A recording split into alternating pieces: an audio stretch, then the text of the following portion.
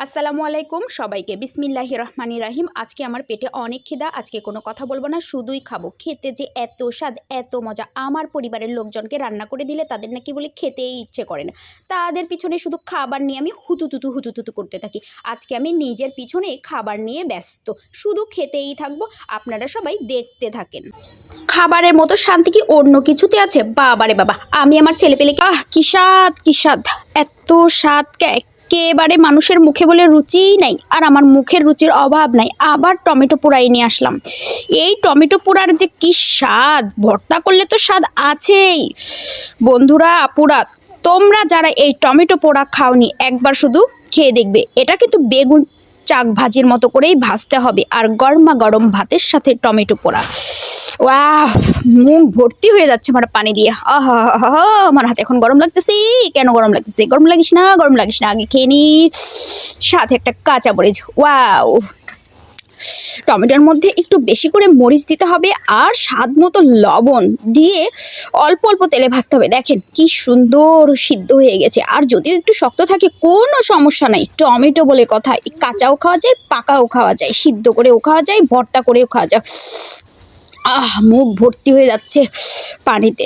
আজকে শুধু খেতেই থাকবো, খাওয়া ছাড়া কোনো কথাই হবে না। প্রত্যেকটা দিন শুধু কাজ করি, কাজ করি আর কাজ করি।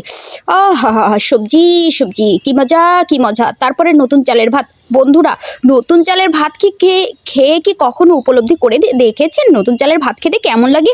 সেই স্বাদ কিন্তু। আমার তো ভাত লবণ দিয়েও স্বাদ লাগে, লবণ না দিলেও স্বাদ লাগে, তরকারি দিয়েও স্বাদ লাগে, সব কিছু দিয়েই স্বাদ লাগে। আর মানুষের মুখে বলে রুচি নেই, রুচি নেই, রুচি নেই। আমার মুখে তো রুচির অভাব নাই। আমার খাওয়া দেখে আবার আমার মেয়ের মুখে বলে পানি চলে আসলো। নে খা, তুই আমার মতো করে খা, খাবি আর আমার মতো করবি, তবেই তো মা কা বেটি। কি স্বাদ, কি স্বাদ, তাই না রে? অনেক স্বাদ। এরপরে নতুন চালের খিচুড়ি। কি বলবো, কি বলবো। নতুন ভাত যেমন মিষ্টি মিষ্টি, তার থেকেও বেশি স্বাদ হচ্ছে এই নতুন ধানের চালের খিচুড়ি। আর সাথে এই রকম ভাজা ভাজা মাছ। আর এটা তো রূপচাঁদা মাছ ছিল। থাক, আজকে আর পরিবারের খাওয়া লাগবে না, আমিই খাই। কেউ খেতে চায় না, তাদের মুখে বলে স্বাদই নাই, স্বাদের অভাব।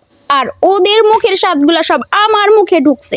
স্বাদের কোনো অভাব নাই, স্বাদ আর স্বাদ। কি স্বাদ, কি স্বাদ, সেই স্বাদ। পেঁয়াজটা যে এত মিষ্টি, এত মিষ্টি, কি বলবো। নতুন পেঁয়াজ। আবার দেখতে থাকেন, আমার মুখে যে কতক্ষণে লাগাম আসবে। কোনো কথা নাই। আবার একটু ভাত গরম করে নিয়ে কড়াই নিয়ে বসে গেলাম। সময় আর পাচ্ছি না যে প্লেটে খুলে খাবো। এবার মনে হচ্ছে আমার মুখটা বন্ধ হয়ে যাবে এই চা খেলে। তো বন্ধুরা, এখন আমি তাহলে রাখি, চা খাই। তো সবাইকে বাই বাই, আল্লাহ হাফেজ।